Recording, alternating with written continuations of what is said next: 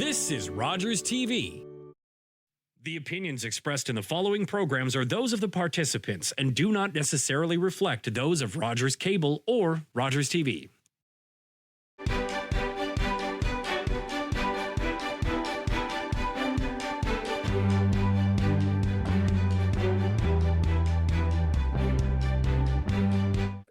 Hi, and welcome to Politically Speaking. I'm David Shearman.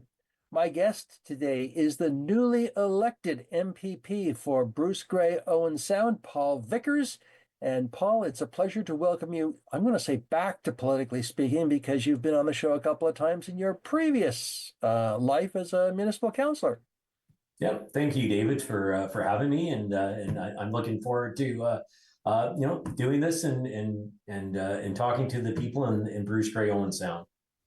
And it's a funny thing. I do hear people say that they really appreciate the conversations because that's what it is. It's a conversation. And I've got questions. You've probably got things you want to say. And hey, has the new worn off yet? I would say no, not really. I was down to the Queen's Park last week for my orientation, and it's a bit of a surreal feeling, that's for sure. Realizing how important of a job that it is, and I would still say I'm still in the adjustment. Coming over to the constituent's office every day and having like a 9 to 5 sort of hours instead of the agriculture life that I'm used to. So I would say no. I'm still trying to adapt, and I'm still trying to find where I can fit everything in.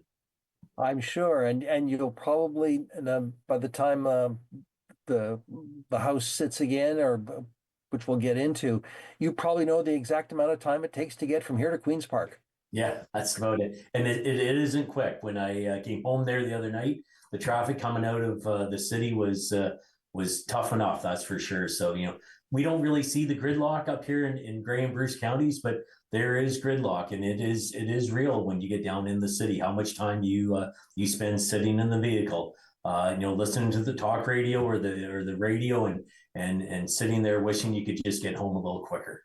Indeed. I've actually found, and this is just my own personal observation, if I've ever had to go into downtown Toronto for meetings, I park at the airport and take the Up Express. Yeah. And it is so I kind of wave at those vehicles that are on their highways there, and they're locked in gridlock. Yeah. But it is fast. But you end up in Union Station as opposed to your destination in the downtown core. No, and I don't disagree with you, David. That's the first time I drove down to downtown Toronto in a long time, and it's the parking part, eh? Like, parking costs so bloody much when you start staying at the airport for 4 or 5 days at a go. So I haven't got it all figured out yet, but we'll get something figured out sometime. Oh, for sure. It's a whole new life for you, I'm sure. Yes, oh, for sure. And I was exposed to it a certain amount with my OFA career. We did lobby down at Queen's Park, so I understand it a little bit, but it still takes a bit to get used to it when you're on the other side of the table. Well, that's true. I mean, instead of being a lobbyist, you are the one being lobbied, or will be the one being lobbied. And and I guess I'll find out which side of the table I really like, and I think I'll like the side making the decisions instead of being the lobbyist. So looking forward to it. Good. Now, just let's let people know your career in the past. You're obviously a farmer, third generation, I think. So I'm actually, our ancestors, once they came over from England, we've always been farmers. But on the present farm that I'm on right now, I'm actually the second generation, and my kids are the third generation. So my mom and dad bought the farm in '54. That's when they bought the farm, and we've had it ever since. Has it always been a dairy farm? More or less, yeah. Maybe a little bit more mixed farming when Dad first started. That's before supply management and quotas and the organization of the dairy industry. But now, since that time, it's been pretty well straight up dairy farming. And we do cash cropping, and I have nibbled in the beef business a little bit also. But our mainstay is the dairy farm. And how many head are you running? So we milked 62 head there, 62 cows there this morning.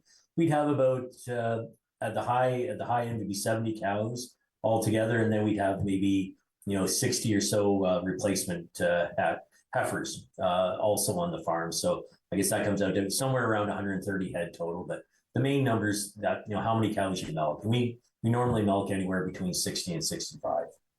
It's interesting you say that. We'll get into this a little bit later, but one of the differences that supply management, I understand, has done to to farming in Canada versus farming in the U.S. is that most of our dairy farms are smaller operations, under 100 head of milkers, but the American farms are 200, 300, 400 head. They're massive. Oh, yeah, and I would say they're in the thousands. We're at 100, they're at 1,000 sort of thing. And I think it's a better way of doing it. You include more families in the community. More families can live off the dairy industry, and I don't think that's a bad thing. To have it somewhat small and local, I think is what I think people like on the other side. There's a big movement of buying local right now, and really in a way we've been doing that the whole time with supply management in the dairy industry. Well, just out of curiosity, because I'm somewhat familiar, but not entirely familiar.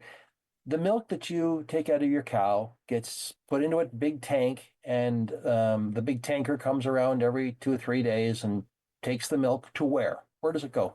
So it's every other day we get picked up, and it can go to. There's quite a few different plants. I don't know how many plants there are in the province, but my milk myself, a lot of it goes towards that 400 area. So there's a cheese plant just a little bit below Barrie. There's a Gailey Foods plant that either processes milk into fluid milk, a lot of cream, and then there's also another Gailey Foods plant that makes cottage cheese, sour cream, and yogurt. Just right there at Clayson and the 400, or I guess like Clayson and the 401 area.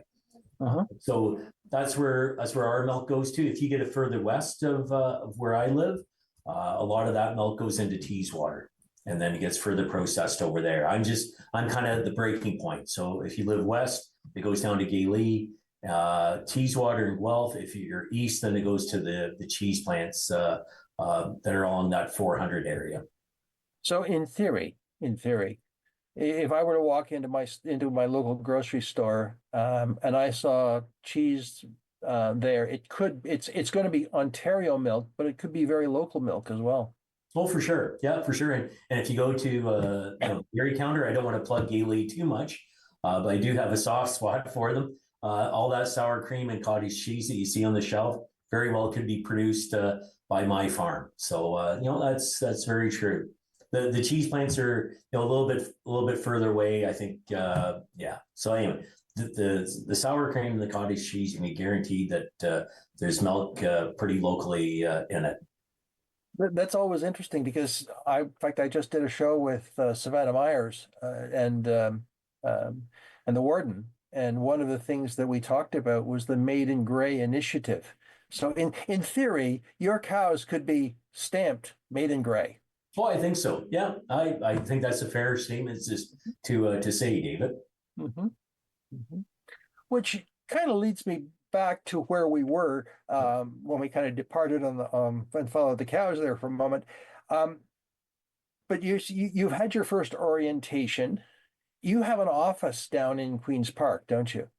I guess sometime. I haven't been assigned an office quite yet. We don't quite know what everybody's role is going to be. So, but I assume there'll be an office down there. Yes. Mm-hmm. So, and then you have your constituency office here, and are you using the same one as Rick used in Owen Sound? Yep, here in Owen Sound. I don't know what the address is. It's on 8th Street, is it not? I think so. 8th Street. Yeah, I don't know streets. I just know where to go, sort of thing. I'm bad for that. In my generation, is where the old Brothers Hotel was. Oh, I was just going to say, it's right across the street from the Harb. Well, it's that too. But if anybody, I remember coming to this lot and walking into the doors of the Brothers Hotels. So yes. Anyway, anybody that's probably 40 years or younger probably doesn't remember Brothers. But anyway, I do. Well, I've lived in Owen Sound 25 years, and I do remember Beach Brothers, which was the Brothers Hotel. Yeah. And so yes, I did. I remember. I remember when it was closed.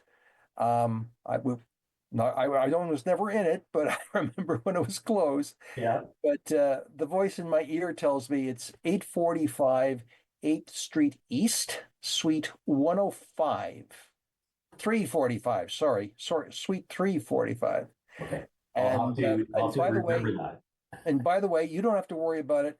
For our viewers, the address is on the screen, and as well as the contact information. So that's that's one way we can let people know. It's also, as I said, the same place Rick Byers had his office. Correct. So, Yeah. No, and I appreciate you guys putting up that information. It's important if people have got inquiries about provincial matters that they know where the office is, and if they need any help, I got a great staff here that is more than willing to help anybody out with any issues that they can be helped out with. and is that the same staff as Rick had? Have you just carried over the staff? I did. Yeah, I thought they were a great bunch of people. I added one more person, and Graham Taylor is my assistant, and yeah, we're looking forward to. I thought it was good to carry on some continuity. They know a lot of the files, and they can be as a great help. So I thought there was no reason to change staff, so I just carried on, and all the former staff have been rehired and will be here for the next 4 years. Now, the other thing is contacting you directly. Email is probably the most efficient, but you can also make a phone call. Yep. And people can be in touch that way. What's important? One of the things I noticed is that in most of our politicians' emails, they make it very clear that they deal with constituents' matters first. Correct. Yep. So is it important for people to include their address and phone number on their emails or letters? No, most definitely. Yeah, most definitely. Put your email, not your email, your mailing address and a phone number where we can get back to you. We're not always able to answer all the calls as they come in, but I will guarantee you that those calls all get answered somewhere along the line. Mm-hmm. Well, I know that I've had this conversation with your predecessor and his predecessor, as well as Alex Ruff and Larry Miller, that what is called constituency work is the flip side of what you do in Queen's Park. And while both are important, the constituency stuff is what we actually see the most of. Yeah, and that's exactly right. People have issues that need to be looked after, and sometimes they need a little bit of help and guidance, and that's what this office is all about. And it's like you said, it's just as important as the work you do down at Queen's Park is the work that you do here in the riding, and also just being the kind of the ambassador, that the provincial ambassador to be out and around and to meet people. It's not always phone calls or emails. But when you meet people at a function, they can say hello. They can maybe give you a little bit of background information on something, and that's why I'm going to try and get out to as many of the events as I can. It's you can't be everywhere all the time, but I want to get out and see the people in the riding and to listen to their concerns and to try and help them out. I was at the Hunter and Anglers banquet there on Saturday night, and I went up to Chris afterwards. I said, if you have anything you need, I'm not saying I can get everything for you, but give me a call and see what I can do to help you. And maybe there's a grant or something like that we can use to help further community events along. Sure. Yes, I guess you must have discovered, as your predecessors have discovered, we live in a very large riding. It's a long way from Tobermory to Dundalk. Yeah, and I'm tucked up in that northeast corner, so I have a long way to get over to Southampton or up to Tobermory or even down to Hanover. It seems like it's about an hour away. A lot of it, obviously, up to Tobermory, it's a little bit further, but we were up there a few times during the election, and I certainly enjoyed my time up there. It's a very laid back area and very friendly area up on the peninsula. So. I've kind of been exposed to that area more than I've ever have been before. But I'm looking forward to going back up in the summertime too, and taking in some of the festivals and the events up there. I'm looking forward to it. As long down, the same with Hanover and everywhere in between. Oh, of course, of course. It's a you'll probably discover, as I have, the back roads of West Grey, of Southgate, of Grey Highlands, and North Bruce Peninsula. That you'll be on roads you never thought existed. Yeah, no, and it's good that you got Google Maps or Apple Maps to kind of to guide you along the way. So yeah, I'm looking forward to it. Good, good. Now, maybe I'm being premature, but I'll ask anyway. There is in the summer usually a barbecue that both the MPP and the MP sponsor. Any plans for that yet, or is it a little too soon? A little too soon on that one, David. Okay. Hopefully, I'm sure there will be a barbecue somewhere along the line, but I certainly I don't have any of the details right now.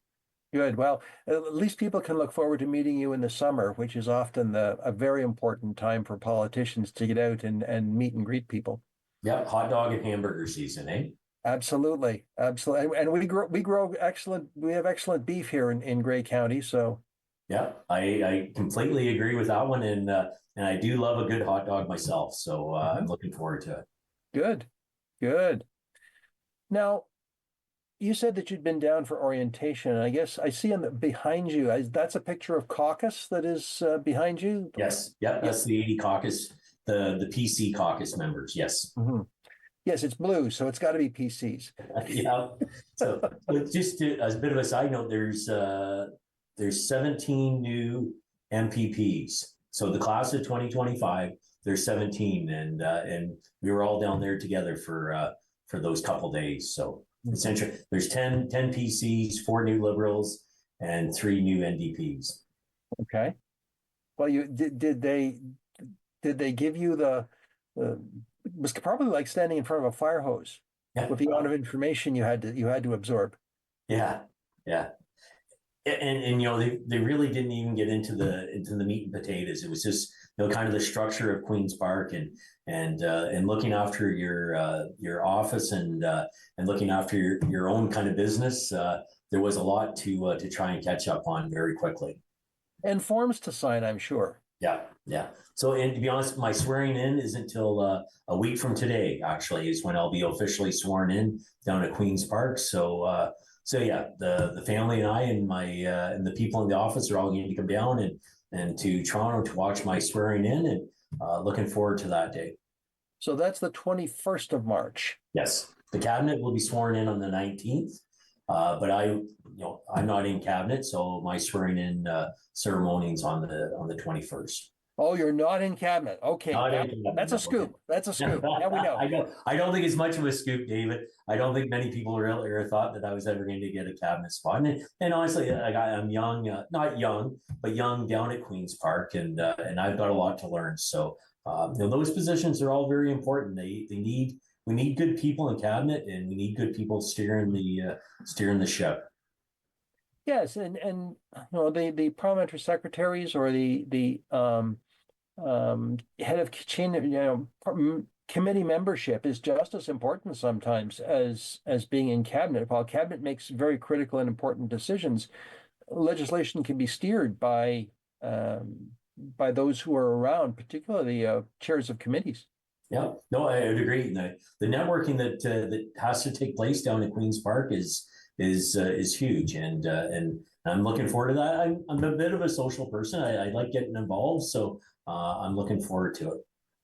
Yeah, I think people underestimate the amount of networking that is involved. I know that both Rick and Bill both said the ability to go over and talk to someone about an issue on the opposite side of the house, just to say, hey, this is an important issue for me. What is it for you? Get the temperature or raise an issue that may be of common concern is critical, is just as important as what we see in question period. Yeah, and really, David, it's all about moving the needle. It's not about the one-liners and the remarks you can poke and jab back and forth. It's about actually getting something done, because nobody nobody wants it just to be a bit of a rough house down there. People want to see, things get passed. They want to see the province to continue to improve, and the only way to do it is through cooperation. Well, let's go back a little bit in time, and because you were a part of one of the shortest political campaigns in Ontario history, and did you actually get out, and were you able to do door to door knocking? It's a pretty good estimate, around somewhere between 4,500 and 5,000 doors that we knocked on. We usually had there's always four of us that would go out, and we would start canvassing different areas, and we made it to pretty well every larger center. We didn't quite make it into all the small villages by any means, but there wasn't an urban center that we missed. And it was good. It was cold, but it's important to get out and meet the people in the riding to kind of get a barometer. You can't do that just by sitting behind a screen and doing videos and doing the social media part of it. You actually got to get boots on the ground and to get out there and meet people and get the feel of what's important to everybody. Well, let me ask you, what did you hear when you went door to door? So I would say it was split, David. Anybody that was retired and maybe up in years a little bit, healthcare was their burning issue. But people that were still working and that went to work every day, they were more concerned about the tariffs as much as anything. Like it was on the news 24/7 about Trump and the tariffs, and it had people concerned, and people's jobs are on the line over these tariffs. So rightfully so. If you're at that age that you had a job that would be affected or could be potentially affected by a spinoff, that was what was important to you. Healthcare is important to everybody, but the tariffs and job security was more important, obviously, to the younger set of people. One of the issues, and I've had this conversation with Rick Byers as well, actually, Bill Walker. It's a perennial issue, of course, is healthcare. And we've had some hospital closures here in the riding, and got some people, let's say, wound up about it.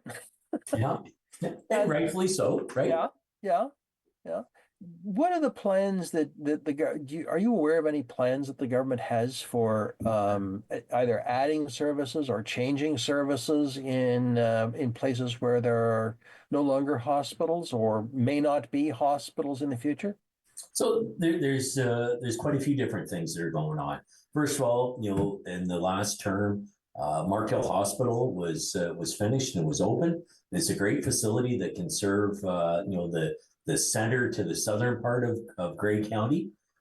Some of the other things that have gone on is allowing pharmacists to prescribe certain medications for certain ailments. Obviously they can't do it for everybody, but if there's people with a cold or a sore throat, if a pharmacist can look after that, quite often that'll keep the people out of the ERs, and the ERs can be busy and can be crowded. Takes up a lot of resources, and it's not always really an ER sort of an ailment. It's not like a broken bone or some kind of more major ailment. It could just be a simple cold that people just need to be told to take some antihistamines and to get some rest, and that helps keeping the people out of the ER system. So some of the other things that the government has done in the last term has introduced learn and stay programs. So this program is a great program. You can apply in Georgian College here in Owen Sound. And if you agree that you'll stay in an underutilized area, which this is a underutilized area, you can get your tuition and books paid for to get a nursing degree or a PSW. And even PSWs are able to then to work their way up with more education to become an RN. And these programs are going to make a difference. They're already this spring, I think, will be the first class that has had a group of people go through them. It's been the 2 years to get to that level. And then next spring will be when the first class that has tried to get up to the registered nurse level, they'll be graduating. So next spring, this spring there'll be 30 new graduates, and next spring there'll be 60 new graduates coming out of Georgian College.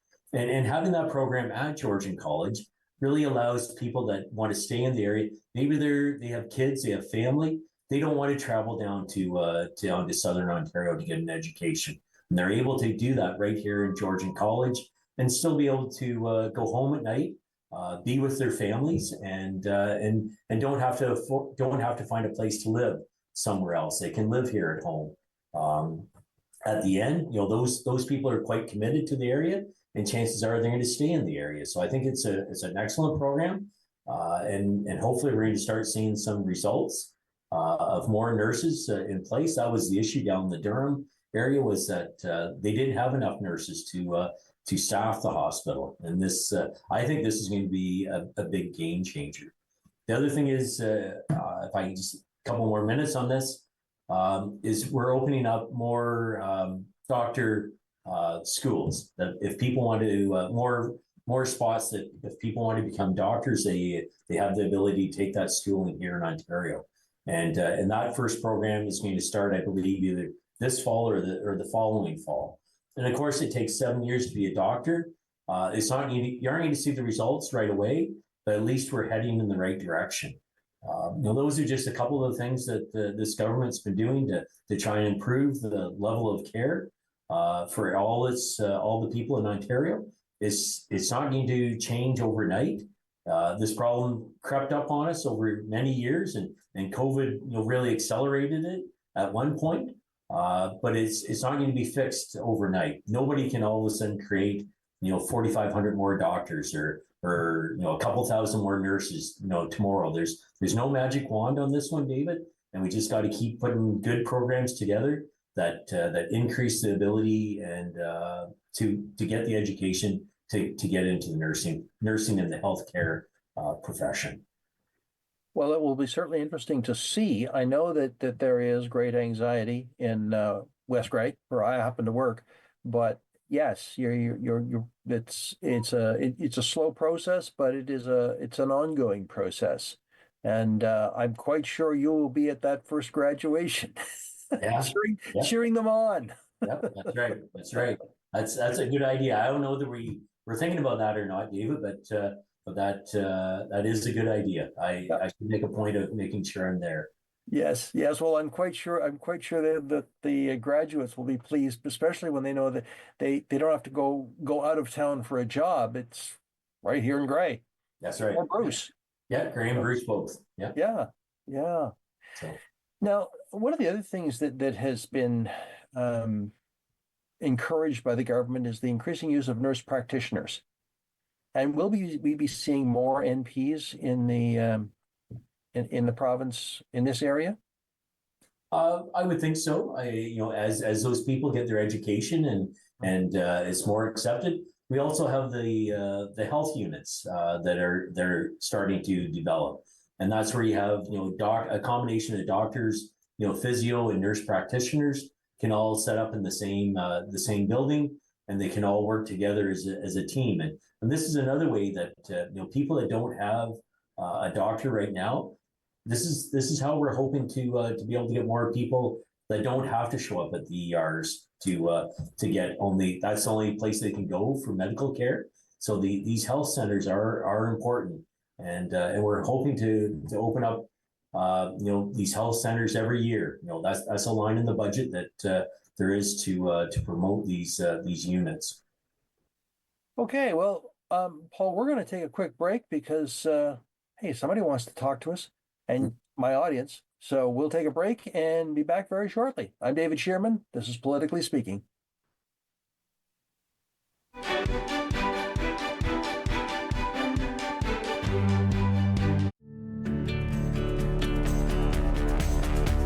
This program is brought to you by Rogers Xfinity, connecting you to more of what you love. Visit Rogers.com for more details.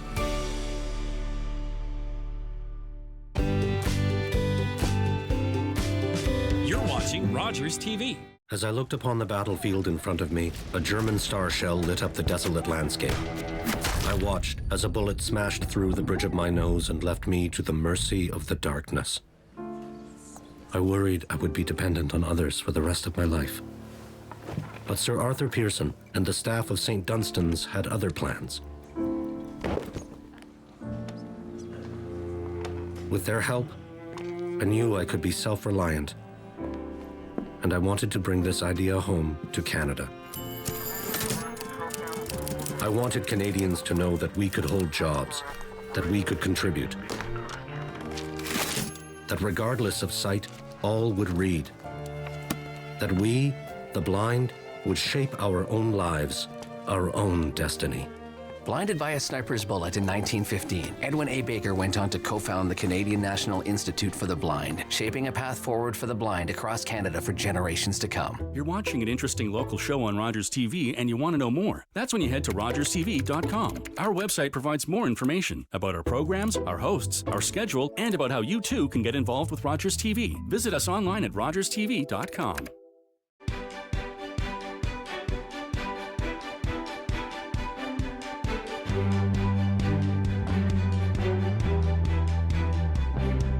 Hi, and welcome back to Politically Speaking. I'm David Shearman. My guest is Paul Vickers, who is the MPP for Bruce-Grey-Owen Sound. And Paul, it's a pleasure to have you today. Now, I have to say something. You are the first politician in a long time whose introduction I haven't messed up. Oh, Good karma. Good karma. yeah. Here's to that. Yeah, absolutely. Absolutely.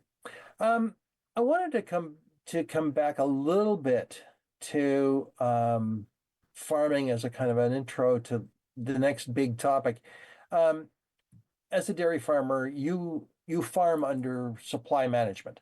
That's how the dairy business is run in Canada. It's been run that way for several decades, I think. Since 1966, I do believe. My golly, I just realized that 1967 was the last time the Maple Leafs won the Stanley Cup. So it's older than the Maple Leafs winning the Stanley Cup. Oh, you're hurting me, David. I'm a big Leafs fan, and I wasn't happy the way the game went last night. So you're hurting me hard here now. Well, all's fair in love, war, and hockey. Yeah, that's right. That's All right. right, One of so- these years. One of these years, right? One of these years. One of these years. But don't plan the parade quite yet. No, I don't think so. I've got sucked into that idea many a times before. So back when Wendell Clark and Doug Gilmour were playing, and then even when Matt Sundin and what was the other guy? Gary Roberts, I think, was the other kind of mainstay of the Leafs team. So. Oh yes, those were the good old days. Mind you, I was born in Quebec, so the Les Canadiens are in my DNA. So, I can't change it, so I just go with it. Yeah, well, and I feel badly for you. Well, I guess we're even then.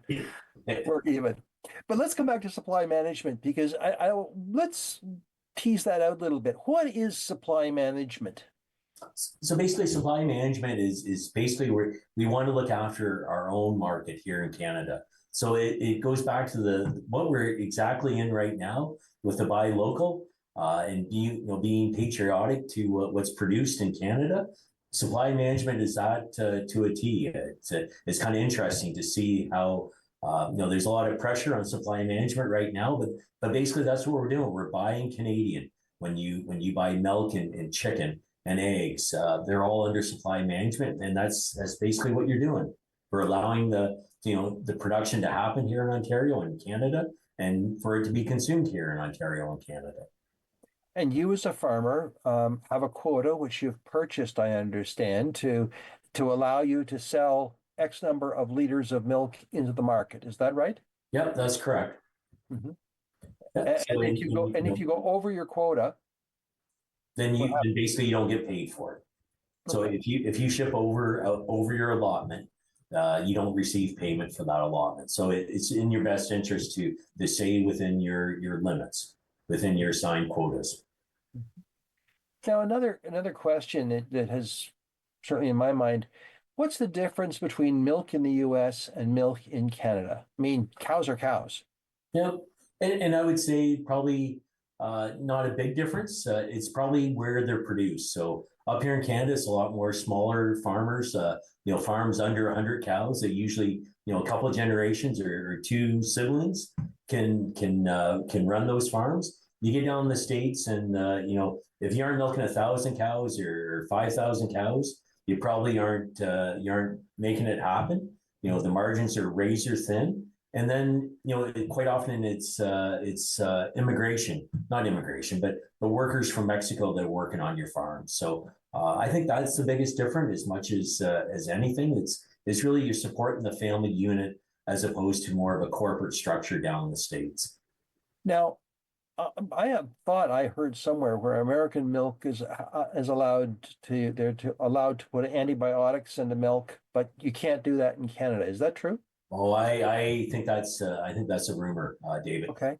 I'm 100% sure that milk would be antibiotic free down in the States, the same as what it is up here.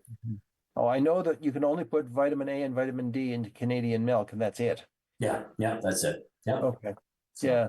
yeah. Well, it's good. It's good to hear that because with these tariffs that are going on and supply management, which has been an ongoing conversation point, let's say, with respect to trade with the U.S., it's good to have a good understanding of it. So it's basically two different approaches to supply to providing fluid milk and chicken and eggs. Yeah, but let's not forget about our beef and pork producers or the greenhouse producers. They're big parts in the agriculture industry and big parts in the agriculture industry up here.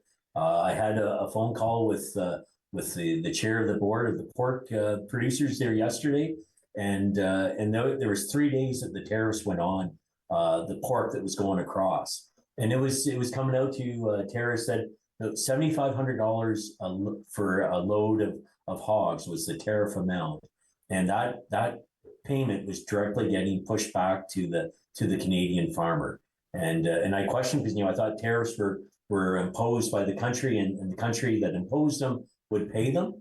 But she says no, that the bills are coming back to the Canadian and Ontario farmers. So it's a big deal. And Tara said they can't survive those kind of losses for very long.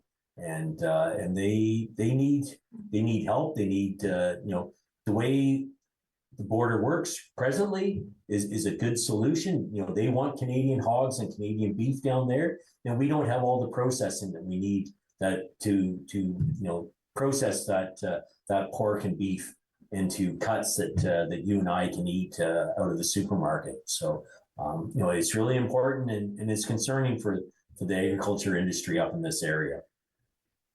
Can we go back a moment to what the pork producers said, that there is an additional cost to the Canadian farmer for hogs that go into the U.S.? Yeah, that's what she said. The tariff had to be paid at the border, and that bill was coming back to the Ontario farmer at that point. And again, it's so up in the air. Nobody really knows how this is all going to shake out. But those are real dollars. Like people's livelihoods and farms are on the line. If these tariffs continue or start back up here on April 2nd, it could have a real devastating effect on Canadian and Ontario agriculture. We just don't have the capacity to process all those live animals into cuts of meat. It's Paul. It's something doesn't add up, because I do know a little bit about economics, and tariffs are normally paid by the receiving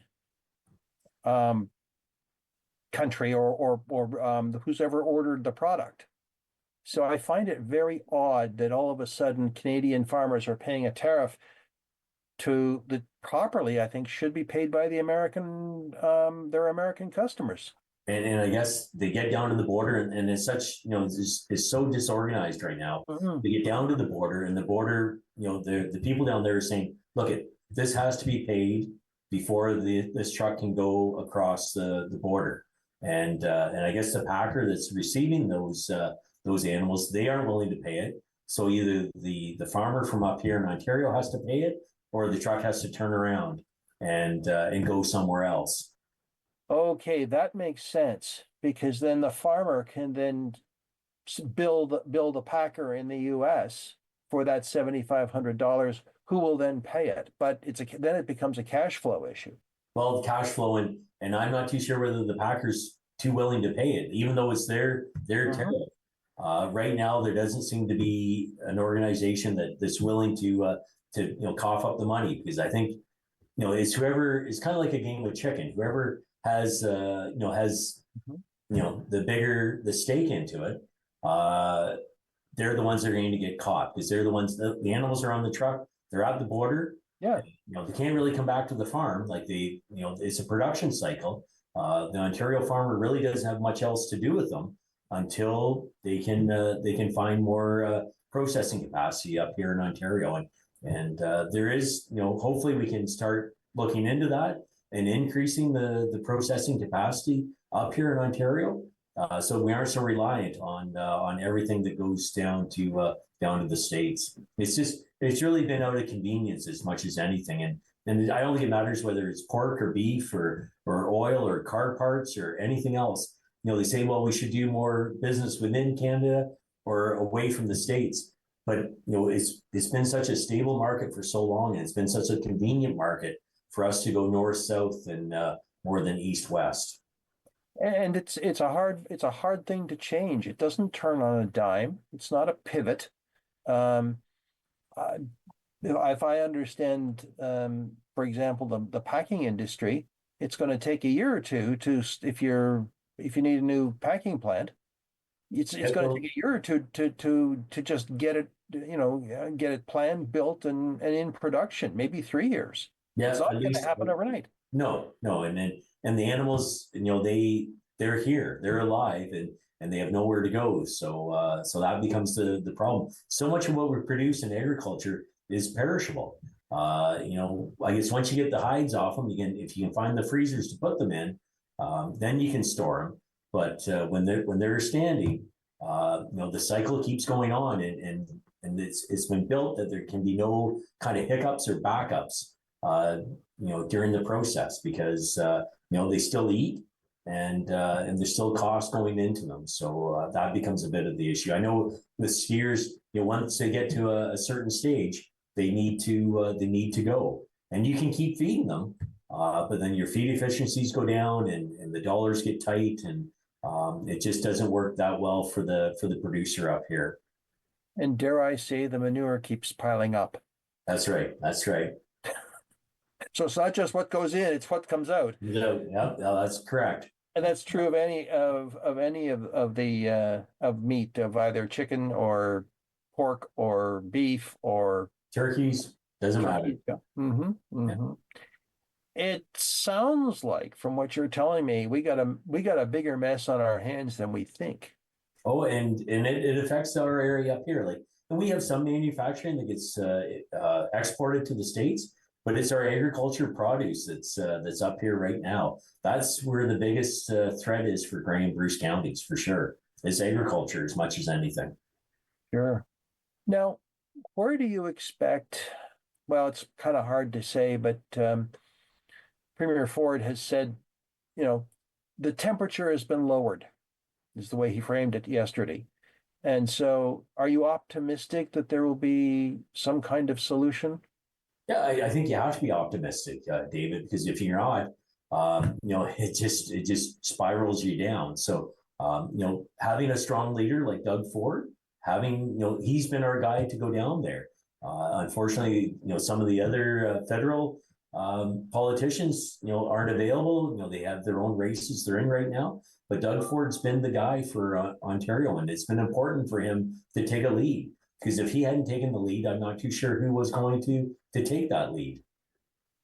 Very true. Very true. The other thing to remember for us, too, is Premier Ford, I guess, used a pretty heavy club last week, saying that there will be a tariff on electricity, which is sent into the U.S. And then all of a sudden, Mr. Trump blinked and Mr. Ford said, okay, we're going to take that off. And But it's not he's a quite tariff. willing to, he's quite willing to cut electricity to 3 states. And it's a surcharge on the electricity. So when they get the bill, it's not like a tariff. It's a surcharge. So their rates will go up. If they want the electricity, I guess they can say no. If that's what the price is going to be, we don't want your electricity. They can find it for somewhere else. But it's a surcharge that they will have to pay when the electricity goes across the border. So it's people can agree or disagree with with us doing it that way, but it just seemed like we were getting nowhere until we pushed back in a way that was going to hit them and hit them hard. There didn't seem like there was any hesitation to do whatever what Donald Trump thought he wanted to do that day. So I think it's good. You have to push back. You just can't take it all the time. Mm-hmm. Mm-hmm. Have you been given any idea what the legislative schedule will be, aside from obviously your swearing in? When will the House come back? When will there be a throne? There obviously will be a throne speech. And what about a budget? Yeah. April 14th. I don't know anything for sure, David. And this is where I'm, lacking a little bit of experience, but there will be a throne speech after April 14th, and there will be a budget. The budget does have to come down. So the fiscal year of the province of Ontario started April 1st. And so any present day spending can continue, but any new spending has to come through a budget and it has to go through Queen's Park. Well, those are things that we should perhaps watch for. Yeah, I think people are starting to realize that we need to pay attention, and these things are, everything just happened automatically before, but now people realize that these are the processes and the steps that have to take place, and I think we're starting to get a good wake up call on how our political systems work up here in Canada. Mm-hmm. And it's interesting. One of the things that this show does, I've tried over the last few years, is to make it very clear that there are certain things that the federal government is responsible for, certain things that the province is responsible for, and certain things that municipalities are responsible for, and they don't cross lines. They are very, very clear definition of responsibilities. And sometimes they work in tandem, but Yes. they do have to work together. But yeah, everybody has their own spot and their own lane to stay in. And there's no use of trying to blame somebody else for what the lane we're in, and making sure that it keeps going ahead. Yes, and it's very easy in politics or as electors to start to blame and play the blame game. Well, it's so and so's responsibility, or it's that person's responsibility. And it doesn't matter which level you're at, you're all tarred with the same brush. That's right. Yeah. Now, what changes or what differences do you see between municipal politics and provincial politics, if any, yet? Yeah. Obviously scale. It's a bigger scale. When I was in the municipality of Meaford, we had a $25 million budget. For the province of Ontario, I think the budget's somewhere around $220 billion, $230 billion. So obviously there's scale. And then you talk about the responsibilities. Some of the biggest things that the province looks after is health and education. And health, education, and social programs take up 70% of the Ontario budget.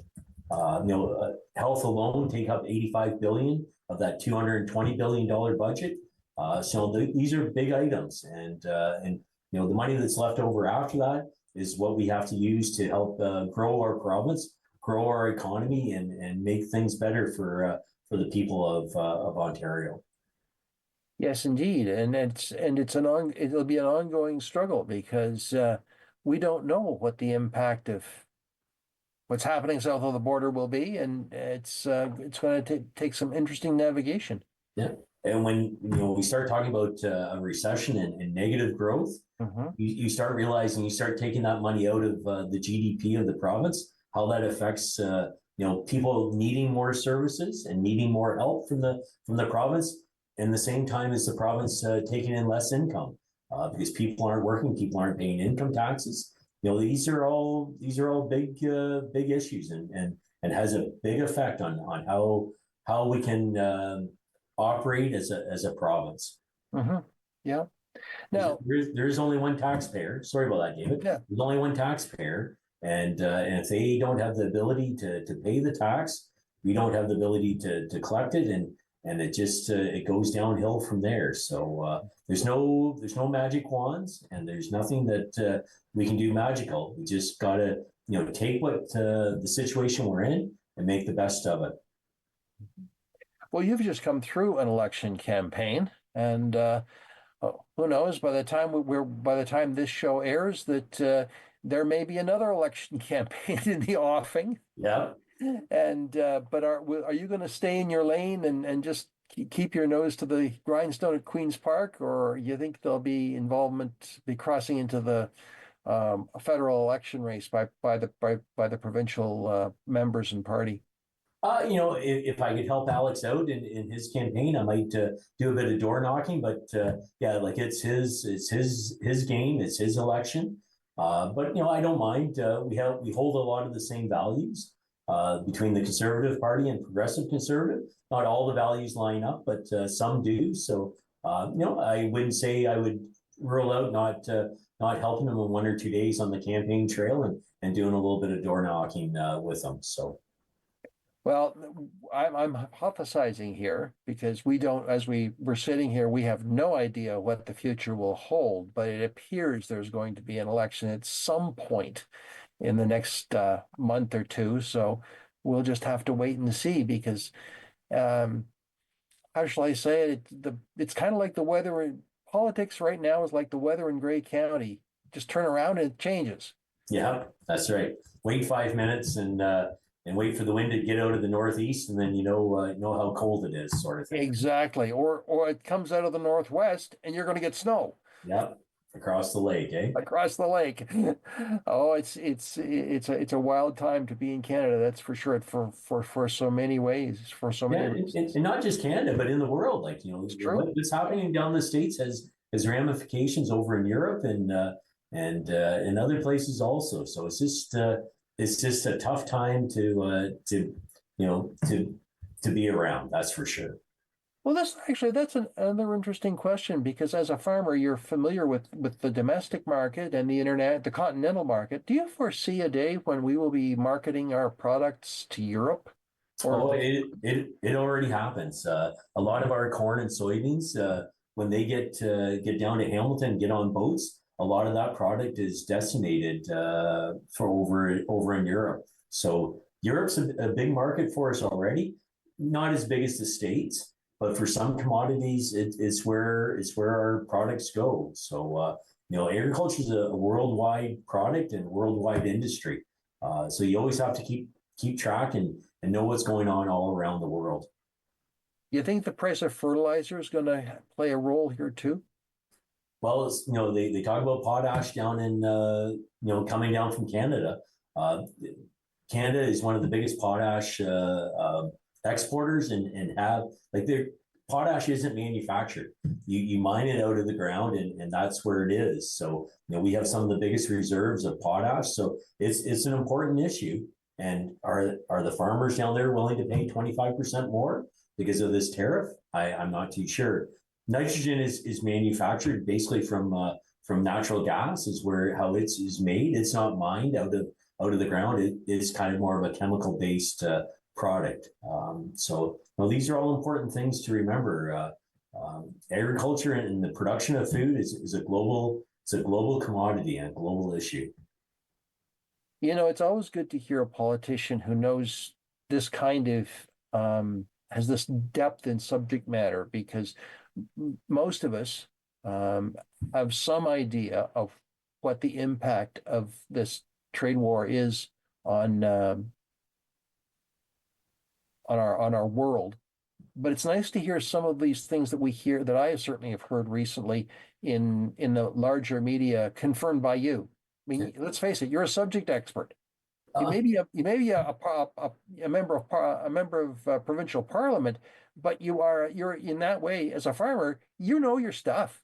Well, and I do, and I'm certainly happy that I've had this opportunity or have this opportunity to tell the story about agriculture, to make sure people understand how important food is. I heard a comment once, and it was a friend over in Bruce County. He told me people have 100 different problems until they're hungry, and then they have one problem. So I thought that was a good saying, and it's very relevant. Think back when the early days of COVID, how there was shortages of certain supplies and how panicked people felt. That's not a good thing. So it's always important to have a good supply of food, and people with full bellies are more content. And China and Russia know this very well. If they don't keep their people fed, usually that turns into a bit of a revolt somewhere along the line. So Well, we'll have to wait and see what happens. A fed person's a happy person. Very true. Yeah. Very, very true. And look at Ukraine. When the war broke out there, Ukraine's a big supplier of food and of products, and how much of a disruptor that became. And we're kind of settling that back down here now, and the markets are showing that. The markets have came back quite a bit in the last 2 years from the highs of 2022 and 2023. Well, it's really helpful to hear this kind of comment from someone who knows their stuff. Yeah, because the price of beans back then were $18 to $19 a bushel, and right now they're I think about 13 and a quarter a bushel. So this is quite a drop, and those drops relate to the farm gate prices and the income of the agriculture community. We don't have that extra dollars to spend out in the community. Right.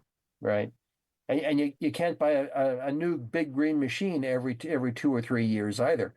No, that's right. And if these tariffs keep going, will those tractors get 25% more expensive overnight? And technology is expensive. They're big dollars we're talking about. And it's a concern. Steel, there's a lot of steel used in agriculture and a lot of petroleum, to produce the food. So, I don't want to sound like a doomsdayer, or I don't want to get people all worked up about it, but it's a concern, and most people that are in the agriculture industry realizes the pressures and the stressors on the production of food. Well, Paul, we are out of time, but I want to thank you for both the informative conversation and the enlightenment about what's going to happen in the next few months at Queen's Park. I look forward to our next conversation. There will be a federal election somewhere before our next conversation, so who knows what we will be talking about. Agriculture is a big deal, but there's a lot of other issues in the province also that I want to make sure I can help people out with. Absolutely. And thank you, friends, for being a part of Politically Speaking. I'm David Shearman. We'll talk again.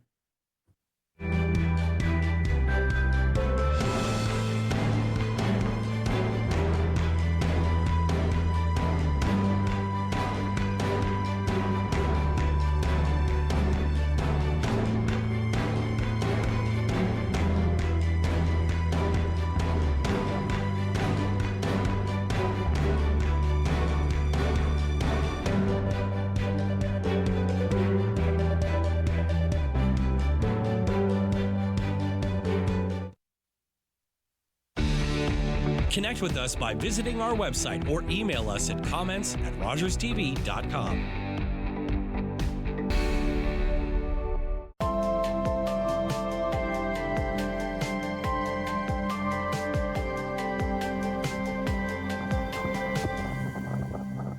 With Rogers TV, you can cheer on the home team from the comfort of your living room. We'll head to the rink, the field, the court, or the pitch, so you don't have to. Tune in and cheer on your local amateur athletes on Rogers TV. Are you a passionate content creator ready to expand your audience reach? Do you have unique stories, captivating hobbies, or special interests that deserve a spotlight? Rogers TV is here to amplify your voice within the community. We offer you the platform to broadcast your content to a wider audience.